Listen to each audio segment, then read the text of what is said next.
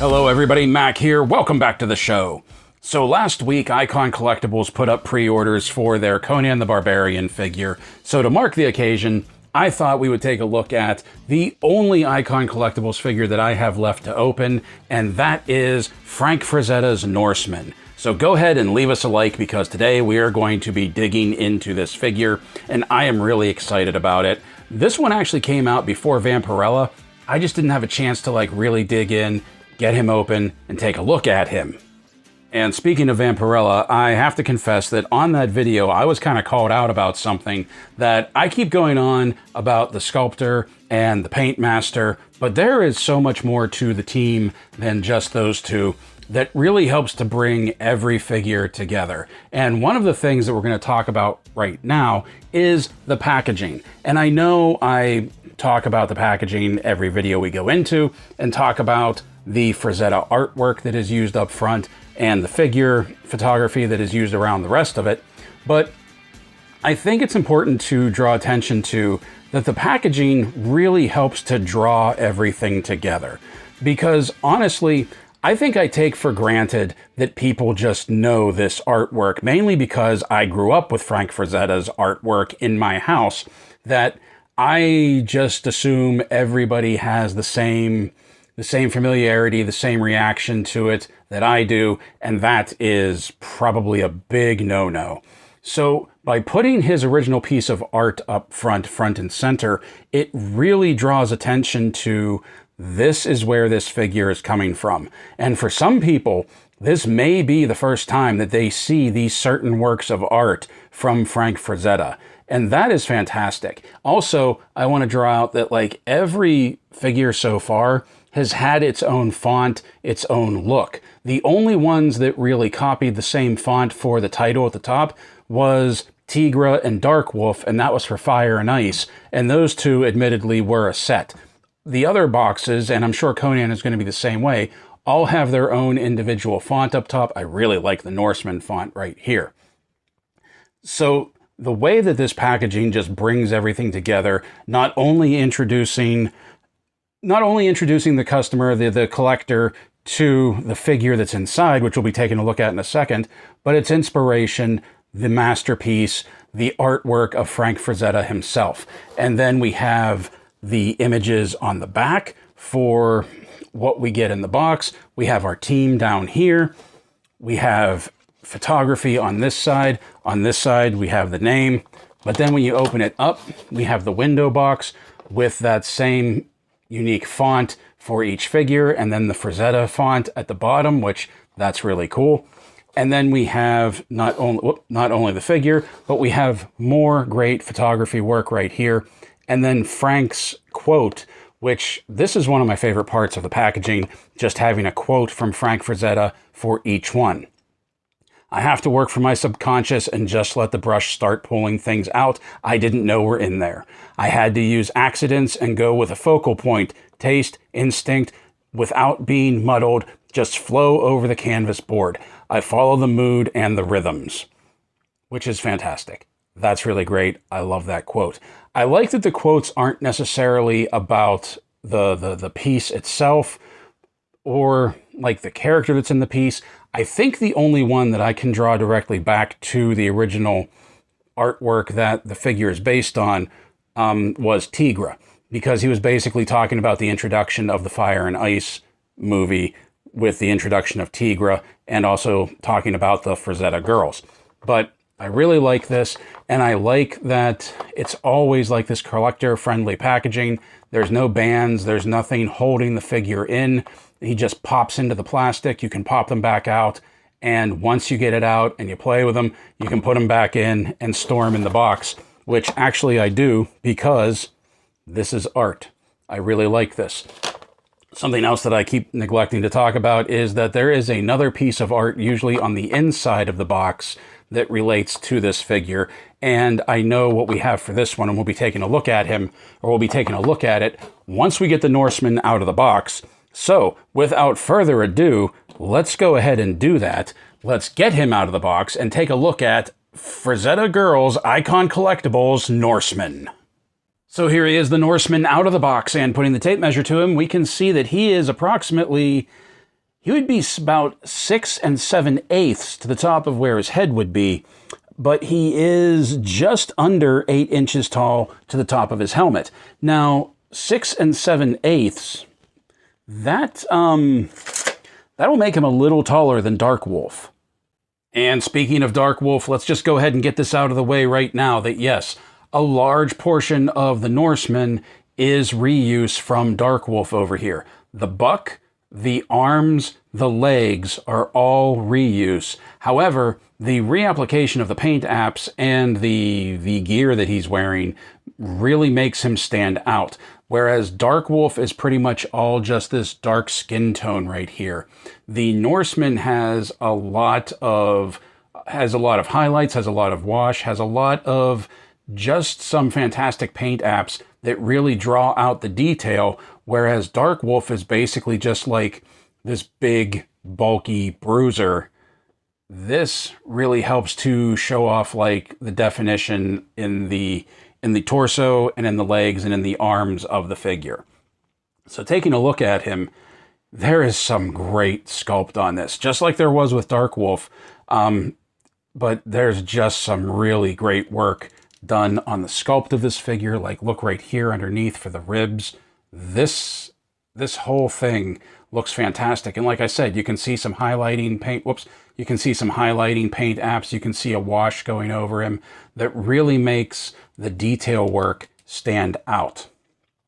Also, I love the face portrait right here. Those intense eyes that are staring forward. You got a little bit of discoloration, like a little bit of gray in the beard, which I really like. I appreciate that. Some fantastic gold coloring for his winged helmet right here. Also, just like look at the fade in the feather work. This is a work of art. This is what I was talking about, like how the packaging really ties everything together, that you have the initial artwork and then you have the artwork that is inside the packaging, that like there's nothing skimped on with the Icon Collectibles figures. I really believe that. Like even coming down here to the boots with the metal studs that are in the boots right here, you have the brown lacing for it, and then like these big fur muckalucks or whatever you want to call them, these big fur boots right here. It's fantastic. And then you have like even details like this with the leather straps just kind of hanging off, the gold ornamentation that he has hanging off of his belt. Once again, the gold in the wrist bracer right here. The asymmetrical look to the whole thing just really makes it work. You have the golden bracelet here. The color choices, the asymmetry, the sculpt, everything about this just makes it look just like there's nothing else that's on my shelf that looks like this, and it's fantastic. Now, the helmet does come off, and he does have a bit of a bald noggin, well, a big bald noggin underneath, but we will take a look at that in a moment, because right now we're going to take a look at the articulation. I wanted to take the helmet off because it just kind of gets in the way when I'm playing around with him sometimes. Now, he does have this big mane of hair coming down off the back, so of course that is going to interfere with the head articulation, but the hairpiece comes off, held on by this clip right here, so that you can swap out hair pieces, which we'll take a look at when we are looking at the accessories. So let's set that down for now, because without the hairpiece, he does get the full 360. He can look up okay, he can look down better, and he does have some really good head tilt side to side. Head articulation for the Frazetta figures, that's my one issue that I have, is that, like, I really like when figures can look up. The Icon Collectibles don't really seem to have that ability. But then again, a lot of the Icon Collectibles figures have either hair or head dress coming down the back, so I guess that wouldn't really be much of an issue anyway. We have the arms that will do a full 360. No butterfly joint, but they do come up just past 90 right there. Single jointed elbow that gets up past 90. It is a hinge and swivel. Wrists swivel, wrists hinge in and out. We will take a look at the hinging of some other hands once we get to them, because I do believe the weapon wielding hands will hinge up and down. Oop, his necklace is getting cut up right there. You can see that as a loose piece. That's something else that I really like, is a lot of the, pretty much everything that these figures wear are all loose pieces. There's really like this ability for like mixing and matching among the characters, among the figures, if you would want to do something like that. Now, there is absolutely nothing going on at the waist. That this is all one piece down to the waist right here that really helps with the sculpt, really helps you get that like concave look at his stomach. But you do see that just like with Dark Wolf, there is this ab cut right here that he can crank forward real well. He can crank back real well, but if you go too far back, you start to see the socket right there. And he gets some real good side to side going on.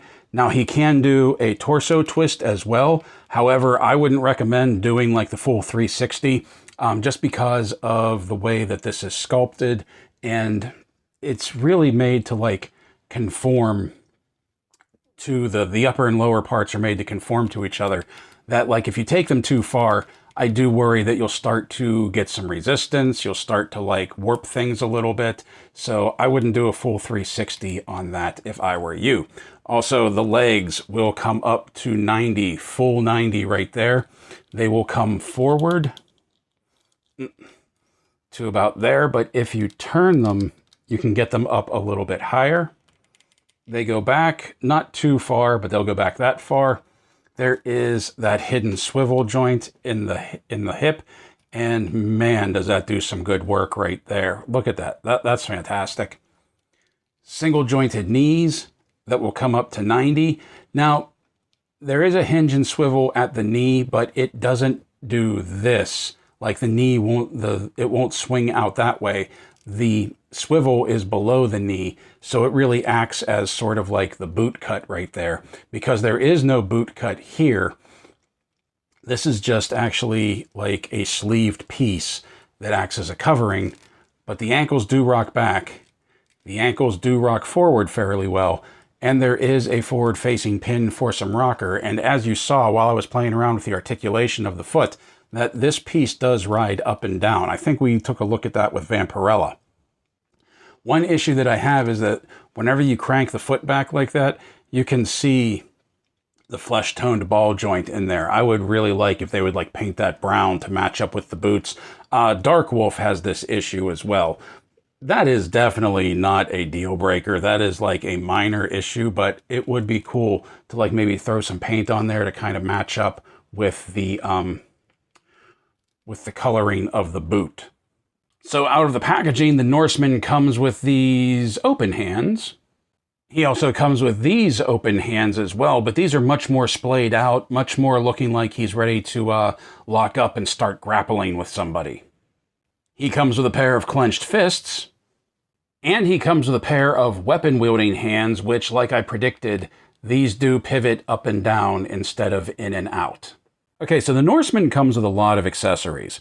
So instead of taking a look at them one at a time like I normally do, we're kind of going to get some groupings done of some of these accessories, just because I think it's just going to work better that way. And the first thing we're going to take a look at is the head and hair combos that he has access to. Now, you saw whenever I took the helmet off the first time, let's pop this off, that he has this bald dome up top. That is, well, it can be an option if you want him to be bald, but that is really just for being able to put the helmet on him, because he also has individual hair pieces here that have a full head of hair. So like this one right here is actually the same hair piece that he comes with in the box. It's just completed for if you would want to have the helmet off. And the way that this comes off, you saw how that works. It just pops right off. There is a groove, a slot and groove system. You can see the band going around his head so that you can pop on these different hair pieces right here. So let's get this guy on. And there he is with a full head of hair. Beautiful and majestic. But you see what I mean? And that really gives him sort of like a completely different look as well. Like, that looks mean. I really like that. But in addition to different hair pieces, let's pop the head off. Oh, and his necklace came off. He has this angry battle head too. Need behind the camera strength. Okay, there we go. It's not that it doesn't fit. It's not that it was hard to get on. It's just that the dumbbell wanted to move around. So had to brute force it a little. But he has this angry head going on here. He also has these windswept locks going on as well. Let's get this on. That gives him sort of more of like an action look. Now he also has the windswept hair with the balding up top, so that you can get the helmet on with it as well. So you have lots of mix and match options with this, which I love. Options are always good. Now, one thing that I didn't bring attention to is that you can see right here that the hair sort of lightens as it gets down to the bottom. Once again, talking about the application of paint apps, that we sort of have this reddish brown to a darker brown, and then it lightens out once it gets to the tips. Great work done right there. But that, I think, is fantastic, that you have all of these different hair pieces, you have these different styles, you have 2 different face portraits, and then you also always have the option of putting the helmet on. Now, in addition to alternate hands, heads, and hair pieces, the Norseman also comes with a few weapons. Now, of course, the first thing we're going to take a look at is the staff that was in that iconic painting that was painted in, I believe it was 1972. This is the staff that he's using when he's facing off against that green specter that's in the background, which that will come back up to discuss in a moment. But check this out. I really like this. This is like a gnarled wooden staff. Like, you can see natural waves, natural curves to a branch in the staff right here. It's not poker straight. It's not perfectly straight, especially when we get to the bottom right here at the whittled tip, that you can see that there's a bit of a curve to it. And then we also have the wrappings that are holding the metal sphere, the metal ball up top. I think this is really well done. Easy on the paint apps, but truthfully, it didn't need a lot of paint apps. I do like how this is weathered, and you can see some paint like discoloration. You can see some metal discoloration up here. I think that is really well done. We have 2 swords. We have this guy right here that is a bit of a short sword, kind of like a gladius. Really like this chip that is taken out of the blade right here, indicating that, yeah, this thing has seen some use. And then we have this sword right here that is worth taking note of, and I'll explain why in a few minutes. But this is very nice. It's more of like a standard traditional sword. There's no damage to it per se. There's a little bit of a ding right there. So you do know that this sword has seen some use. It has seen some battle. It has spilled some blood, but it just keeps coming back. It is a warrior's piece, and I love the sculpt of it. I love the paint apps of it. Once again, we have some great bronzing, some dark metallic bronzing for the cross piece and the pommel right here. Really well done. And then we have this shield, and what I love most about this is just look at these dings and marks. Now, admittedly, I'm going to be honest here, I don't know where this shield comes from. I don't remember seeing this in the Norseman paintings, but it looks good. I like how we have the metal back here, the bronzing up front, like 2 different tones. This is not a soft piece. This is not leather. These are both solid pieces right here. They feel a little fragile, so just be careful with them whenever you're slipping it on his arm, because it does just slide up and then it goes into the hand slot. As a matter of fact, let's just show that right now, that it does fit over his bracer right there. Whoops, helps if I get it lined up right. It does fit over his bracer, and it gives a tight hold to it right there, which I think is really good. Keep shifting his helmet. So he has a good look for that when he's holding the shield as well. But like I said, I really love all of the marks and dings and nicks. And oh, there's even some paint chipping down here that I missed. Really giving this shield like just this feel of use.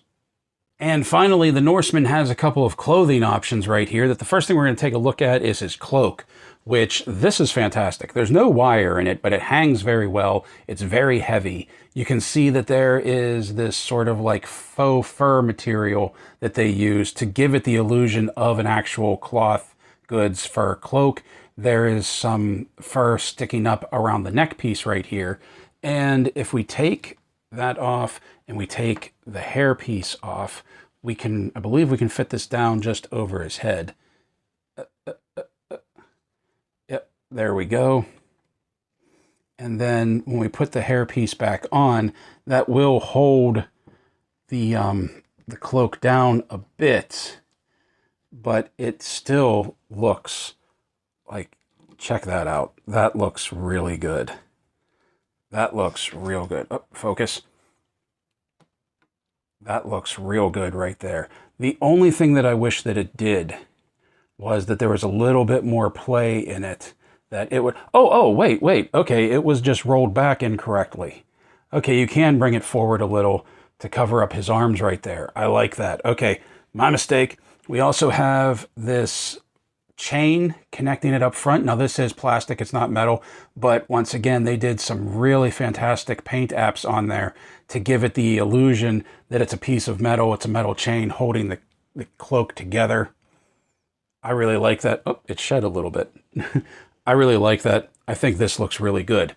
Now, the other pieces that we have here is an additional loincloth that you can swap out the hanging loincloth to put this on him.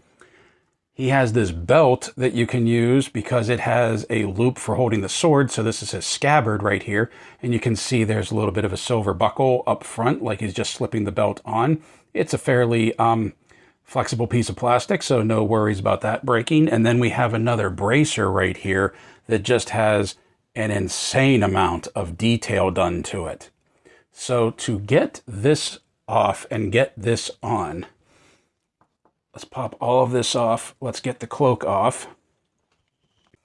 Okay, so to get this loincloth off and put this one on, you actually have to pull the figure apart. That he just pops in half at the waist right here.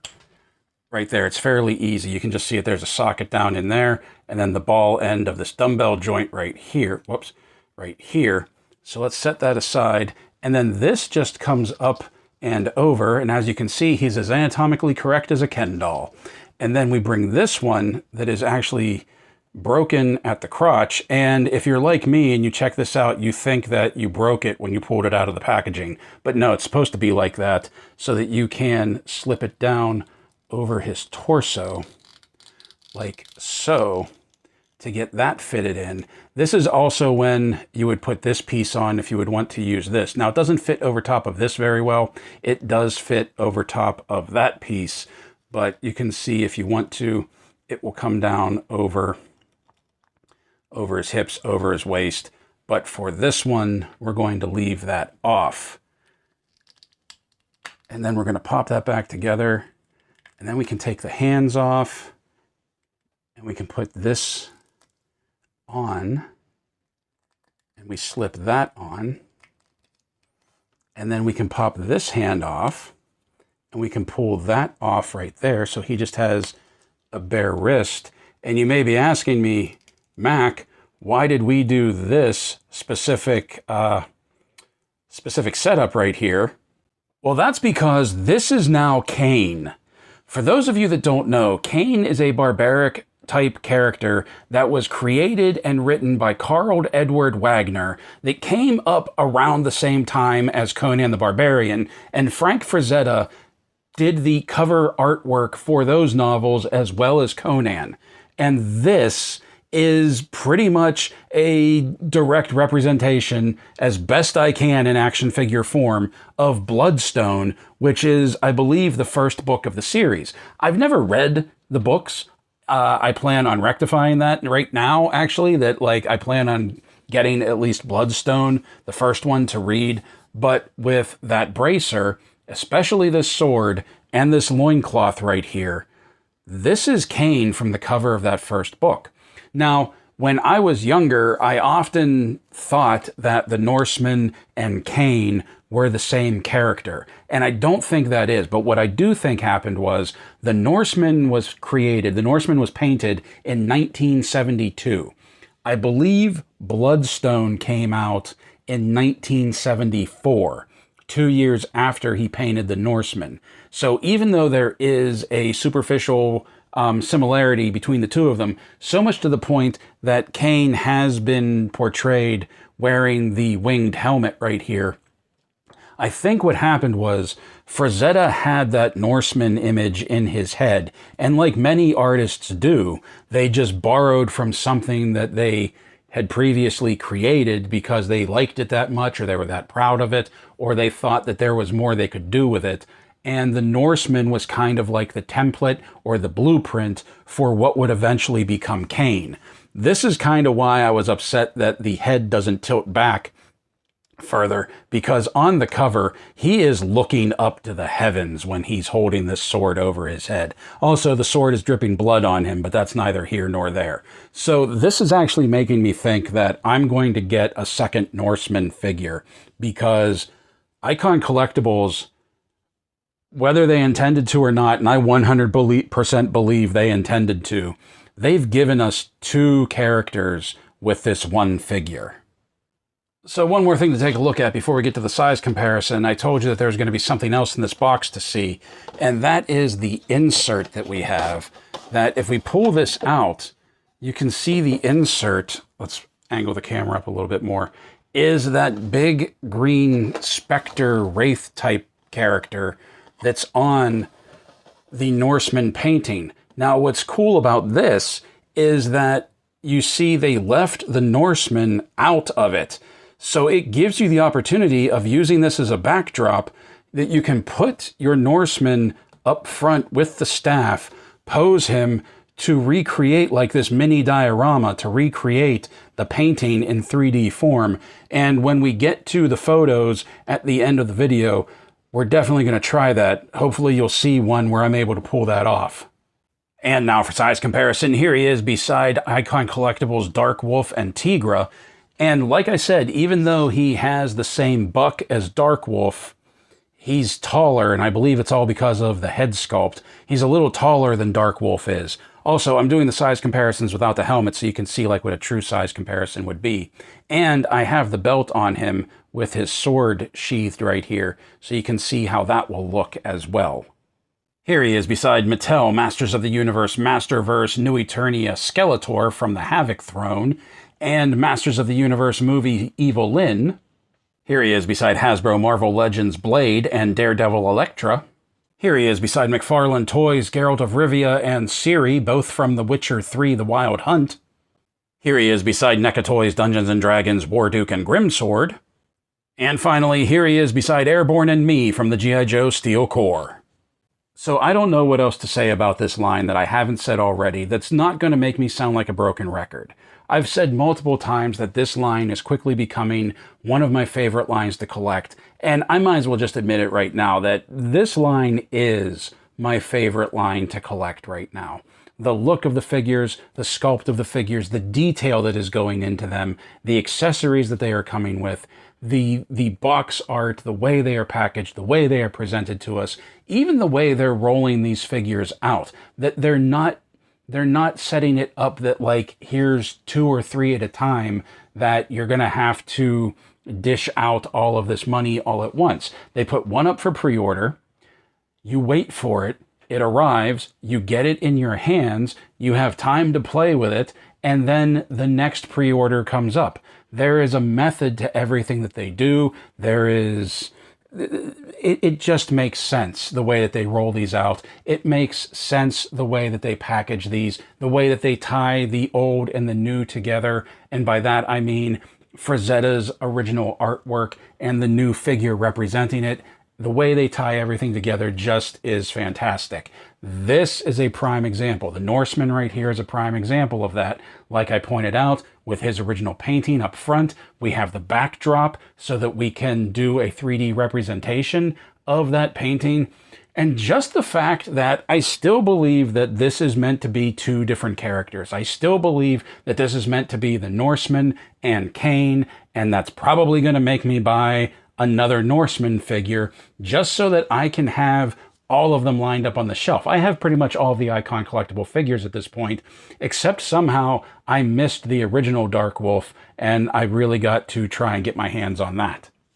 And so while in the last video I was singing praises for Aaron Doyle and Matt O'Toole, the sculptor and paint master respectively, there is a team that gets together to put these figures together for us. Joe Weber, the project lead, Eamon O'Donoghue, who is the project manager, the product designer, and the packaging designer, and Trevor Williams, who does the wonderful photography that we find on the package. And also, let's not forget the person who is, for all intents and purposes, as far as I can tell, Frazetta girls, that is Sarah Frazetta. When you take into account how relatively small this team is, it makes these figures, it makes what they are putting out even more impressive, that it's really just this handful of people doing this incredible work. I can't say that I have a favorite figure in this line. They're all great. I wouldn't want to lose any of them. I wouldn't want to miss out on any of them. But to be honest, between me and you, I do think my favorite is right around the corner.